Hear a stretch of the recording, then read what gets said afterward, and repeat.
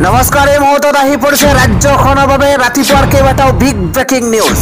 আজি 3 ফেব্ৰুৱাৰী অসমৰ লগতে ভাৰতৰ বিভিন্ন প্ৰান্তৰ পৰা ৰাতিপুৱাৰ কেইবাটাও খবৰ আহি পৰিছে। এই মুহূৰ্তত জনাই আছো এটা গুৰুত্বপূৰ্ণ খবৰ। কেজৰিৱালক উভতি ধৰিছে ৰাজ্যৰ মুখ্যমন্ত্ৰী হিমন্ত বিশ্ব শৰ্মাই। হিমন্ত বিশ্ব শৰ্মাই কয় যে কেজৰিৱাল ভাৰতৰ আটাইতকৈ ডাঙৰ গুণ্ডা। কেজৰিৱাল ভাৰতৰ আটাইতকৈ ডাঙৰ গুণ্ডা। মাৰপিট কৰাত ডক্টৰেট ডিগ্ৰী লৈছে কেজৰিৱালে। এই মুহূৰ্তত জনাই আছো এটা গুৰুত্বপূৰ্ণ খবৰ। কেজৰিৱাল ভাৰতবৰ্ষৰ আটাইতকৈ ডাঙৰ গুণ্ডা, এই মন্তব্য কৰিছে মুখ্যমন্ত্ৰী হিমন্ত বিশ্ব শৰ্মাই। হিমন্ত বিশ্ব শৰ্মাই কয় যে কেজৰিৱালক গুণ্ডা আখ্যা দিছে মুখ্যমন্ত্ৰী হিমন্ত বিশ্ব শৰ্মাই। কেজৰিৱালৰ নিচিনা গুণ্ডা ভাৰতত নাই। নিজৰ ঘৰৰ ভিতৰতে নিজৰ দলৰ মানুহক মাৰপিট কৰে কেজৰিৱালে। জেলৰ পৰাও কেজৰিৱালে দিল্লীৰ জনতাক ঠগিছে, মন্তব্য মুখ্যমন্ত্ৰী গৰাকীৰ। অৰবিন্দ কেজৰিৱাল মিছলীয়া মানুহ। দিল্লীত মহল্লা ক্লিনিক আছে কিন্তু চিকিৎসা নহয়। মাৰপিট কৰাত ডক্টৰেট ডিগ্ৰী লৈ থৈছে অৰবিন্দ কেজৰিৱালে। দিল্লীত বিজেপিয়ে চৰকাৰ গঠন কৰিলেই মহল্লা ক্লিনিকৰ ঠাইত হ'ব মেডিকেল কলেজ। হিন্দু কি হয় কেজৰিৱালে সেয়া নাজানে। আমি হিন্দু হৈ থাকিম সেয়া আমি গৌৰৱৰে কওঁ। অৰবিন্দ কেজৰিৱালৰ পাপৰ বাবে যমুনা দুখিত হৈছে, এই মন্তব্য মুখ্যমন্ত্ৰীগৰাকীৰ। নিৰ্বাচনী প্ৰচাৰ চলাই অৰবিন্দ কেজৰিৱালক এইদৰে থকা সৰকা কৰিছে মুখ্যমন্ত্ৰী হিমন্ত বিশ্ব শৰ্মাই। আন এটা খবৰ হৈছে মুছলমানক ৰক্ষা কৰক, এবাৰ আক্ৰমণ বন্ধ কৰক। নীতিশ কুমাৰ আৰু চন্দ্ৰবাবু নাইডুলৈ এই বিশেষ আহ্বান জনাইছে মেহবুবা মুফতিয়ে। এটা গুৰুত্বপূৰ্ণ খবৰ। কিংমেকাৰ নীতিশ কুমাৰ আৰু চন্দ্ৰবাবু নাইডুলৈ বিশেষ আহ্বান জনাইছে মেহবুবা মুফতিয়ে। কিংমেকাৰ নীতিশ নাইডুলৈ বিশেষ আহ্বান মেহবুবা মুফতিৰ। মুছলমানক ৰক্ষা কৰক, মুছলমানৰ ওপৰত হোৱা আক্ৰমণ বন্ধ কৰাওক। ৱাকফ সংশোধনী বিধায়কৰ বিৰোধিতা কৰক 2 কিংমেকাৰে। সংখ্যালঘুক কৰা নিৰ্যাতন বন্ধ কৰিবলৈ মাতক নীতিশ কুমাৰ আৰু চন্দ্ৰবাবু নাইডুৱে। পত্ৰযোগে নীতিশ কুমাৰ আৰু চন্দ্ৰবাবু নাইডুক মুফতিয়ে জনাইছে এই বিশেষ আহ্বান। ৱাকফ সংশোধনী বিধায়কে মুছলমানৰ অধিকাৰ কাঢ়িব বিচাৰিছে। এই বিলে মুছলমানৰ সাংবিধানিক অধিকাৰৰ ওপৰতো আক্ৰমণ কৰিছে। পিপলছ ডেমক্ৰেটিক পাৰ্টিৰ সভানেত্ৰী মুফতিৰ পত্ৰ এইবাৰ নীতিশ কুমাৰ আৰু চন্দ্ৰবাবু নাইডুলৈ। আন এটা খবৰ হৈছে কালি সংসদত উত্থাপন কৰা হৈছে 2025 বৰ্ষৰ বিত্তীয় বাজেট। আৰু বাজেট উত্থাপন কৰাৰ পাছতেই এবাৰ কংগ্ৰেছ নেতা ৰিপুণ বৰাই বাজেটক লৈ কেতবোৰ ডাঙৰ মন্তব্য কৰিছে। ৰিপুণ বৰাই কয় যে এই বাজেটখনৰ বাহিৰে ৰং চং ভিতৰে কোৱা ভাতুৰি। বাজেটখনো তেনেকুৱা, বাহিৰে ৰং চং ভিতৰে কোৱা ভাতুৰি। বাজেটখন বাহিৰৰ পৰা দেখিবলৈ বৰ ধুনীয়া। বাজেটখনত এটা বস্তুক লৈ সাংঘাতিক হুলস্থুল লগাই আছে যে মধ্যবিত্ত শ্ৰেণীক ৰিলিফ দিছে, মন্তব্য কৰিছে কংগ্ৰেছ নেতা ৰিপুণ বৰাই। আৰু এটা গুৰুত্বপূৰ্ণ খবৰ হৈছে উলংগ বাবাক লৈ এতিয়া ৰাজ্যৰ এটা চৰ্চিত বিষয় হৈছে উলংগ বাবাক লৈ এতিয়া মুখ খুলিছে,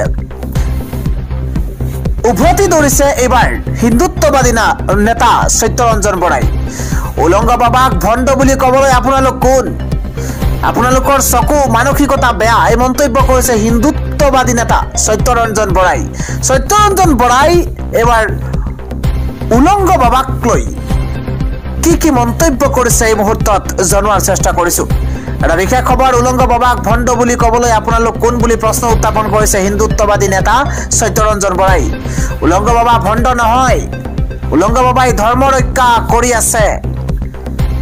অশ্লীলভাৱে চাব নালাগে দিগম্বৰ বাবাক, মন্তব্য এইবাৰ সত্যৰঞ্জন বৰাৰ। আমাৰ চকু মানসিকতা বেয়া হোৱাৰ বাবেই উলংগ বাবাক অশ্লীলভাৱে দেখিছো। জৈন ধৰ্মৰ ধৰ্মগুৰু দিগম্বৰ বাবা বহুত ওপৰত। আপোনাৰ মোৰ দৰে তথাকথিত মানুহ নহয় দিগম্বৰ বাবা। উলংগ বাবাক ভণ্ড বুলি কোৱাৰ আগতে নিজেই নিজক 10 বাৰ প্ৰশ্ন কৰক আপোনালোকে ধৰ্ম আৰু সংস্কৃতি ৰক্ষাৰ বাবে কি কৰিছে এই প্ৰশ্ন উত্থাপন কৰিছে হিন্দুত্ববাদী নেতা সত্যৰঞ্জন বৰাই কেৱল কিমানেই নহয় সত্যৰঞ্জন বৰাই কয় যে আপোনালোকে ধৰ্ম আৰু সংস্কৃতি ৰক্ষাৰ বাবে কি কৰিছে ভুলটো আয়োজক কমিটিয়েহে কৰিছে দিগম্বৰ বাবাই নহয় একাংশ লোকে প্ৰতিবাদ কৰি থকাটো দুৰ্ভাগ্যজনক উলংগ বাবাৰ বিতৰ্কক লৈ এবাৰ মুখ খুলিছে হিন্দুত্ববাদী নেতা সত্যৰঞ্জন বৰাই আন এটা গুৰুত্বপূৰ্ণ খবৰ হৈছে এবাৰ ভয়ংকৰ পথ দুৰ্ঘটনাত পতিত হৈছে বীৰ লাচিত খানাৰ নেতা শৃংখল চলিহাৰ মাতৃ আৰু পত্নী এটা ব্ৰেকিং নিউজ ডাঙৰ খবৰ এই মুহূৰ্তত পথ দুৰ্ঘটনাত পতিত হৈছে বীৰ লাচিত খানাৰ নেতা শৃংখল চলিহাৰ মাতৃ আৰু পত্নী দুৰ্ঘটনাত আহত শৃংখল চলিহাৰ পত্নী সুমি গগৈ আৰু মাতৃ ৰাকা চলিহা এটা ডাঙৰ খবৰ এই মুহূৰ্তত জনোৱাৰ চেষ্টা কৰিছো শিৱসাগৰৰ পৰা তিনিচুকীয়া দিশে গৈ আছিল শৃংখল চলিহাৰ পত্নী আৰু মাতৃ আৰু শিৱসাগৰৰ পৰা তিনিচুকীয়া অভিমুখে গৈ থকা অৱস্থাতে ভয়ংকৰ দুৰ্ঘটনাত পতিত হৈছে শৃংখল চলিহাৰ পত্নী আৰু মাতৃ AS04P3000 নম্বৰৰ ডাষ্টাৰ বাহনখনেৰে যাত্ৰা কৰিছিল শৃংখল চলিহাৰ পত্নী আৰু মাতৃ বিপৰীত দিশৰ পৰা অহা আন এখন বাহনৰ লগত সংঘটিত হৈছে ভয়ংকৰ ঘটনা মোহনবাৰী আৰক্ষীত উপস্থিত হৈ আৰম্ভ কৰিছে ইতিমধ্যে তদন্ত আৰু ইতিমধ্যে জানিব পৰা গৈছে যে শৃংখল চলিহাৰ মাতৃ ইতিমধ্যে দুৰ্ঘটনাত পতিত হৈছে আন এটা ব্ৰেকিং নিউজ হৈছে সাধাৰণ জনতাৰ আশাত চেঁচা পানী ঢালিছে এবাৰ 2025-26 বৰ্ষৰ সেই বাজেটখনে এটা গুৰুত্বপূৰ্ণ খবৰ 2025-26ৰ বাজেটক লৈ প্ৰতিক্ৰিয়া ব্যক্ত কৰিছে আপ অসমে কালি উত্থাপন কৰা বাজেটখনক তীব্ৰ সমালোচনা কৰিছে আপে সাধাৰণ জনতাৰ আশা চেঁচা পানী পেলালে 2025-26ৰ বাজেট এটা গুৰুত্বপূৰ্ণ খবৰ সাধাৰণ জনতাৰ আশা চেঁচা পানী পেলালে 2025-26 বৰ্ষৰ বাজেটে ডাঙৰ খবৰ এই মুহূৰ্তত দেশৰ মধ্যবিত্ত শ্ৰমজীৱী লোক কৃষক তথা নিবনুৱাৰ প্ৰতি বিশেষ গুৰুত্ব দিয়া নাই চৰকাৰে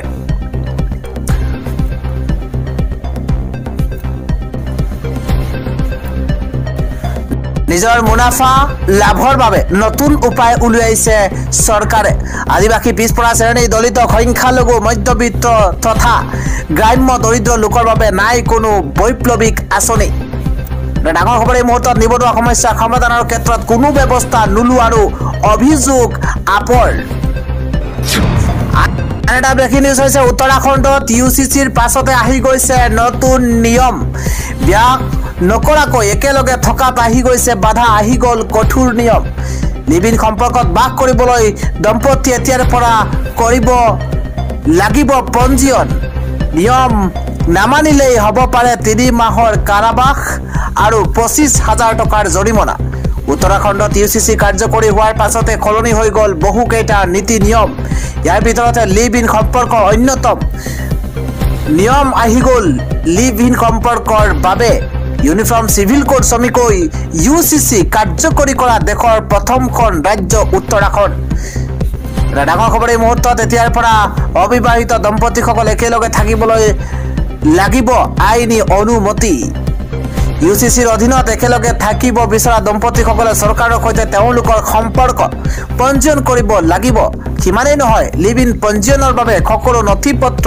তেওঁলোকে দাখিল কৰিব লাগিব আধাৰ কাৰ্ড সম্পৰ্কৰ তথ্য বাসস্থানৰ প্ৰমাণপত্ৰ ভাড়াত লোৱা ঘৰৰ মালিকৰ বিষয়ে সম্পূৰ্ণ তথ্য লাগিব লগতে তেওঁলোকৰ নিজ ধৰ্মৰ ধৰ্মীয় নেতাৰ দ্বাৰা জাৰি কৰা প্ৰমাণপত্ৰও লাগিব এইবোৰ নিয়ম নামানিলে বিয়া নপতা দম্পতি একেলগে থাকিব নোৱাৰিব লিভ ইন সম্পৰ্ক পঞ্জীয়ন কৰাৰ বাবে 500 টকা মাচুল লোৱা হ'ব পঞ্জীয়ন স্থানীয় পঞ্জীয়কে ইয়াক পুনৰীক্ষণ কৰিব আৰু তাৰ পাছতে 30 দিনৰ ভিতৰত অনুমোদন বা নাকচ কৰিব পঞ্জীয়কে এই আবেদনখন প্ৰমাণীকৰণৰ বাবে আৰক্ষীলৈ প্ৰেৰণ কৰিব পাৰে যদি পঞ্জীয়ন কৰা নহয় তেন্তে এহাল দম্পতিয়ে লিভ ইন সম্পৰ্কত থাকিব নোৱাৰিব নিয়ম উলংঘা কৰিলে 3 মাহৰ কাৰাবাসৰ লগতে 25,000 টকাৰ জৰিমনা ভৰিব পাৰে আন এটা ডাঙৰ খবৰ চৰকাৰী কৰ্মচাৰীসকললৈ ভাল খবৰ লাভ কৰিব চৰকাৰী কৰ্মচাৰীসকলে 3 দিনৰ বিশেষ ছুটি